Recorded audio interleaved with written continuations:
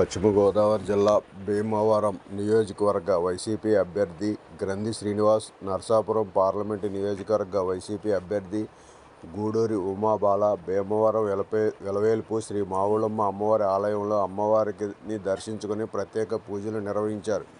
పూజ అనంతరం ఎన్నికల ప్రచారాన్ని ప్రారంభించి వచ్చే ఎన్నికల్లో ఎమ్మెల్యే అభ్యర్థిగా గ్రంథి శ్రీనివాస్ను, ఎంపీ అభ్యర్థిగా గూడూరి ఉమాబాలను 2 ఓట్లు ఫ్యాన్ గుర్తుకు వేసి గెలిపించాలని ప్రజలను కలిసి అభ్యర్థించారు. అభిమానులు, నాయకులు, కార్యకర్తలు అధిక సంఖ్యలో ప్రచారంలో పాల్గొన్నారు.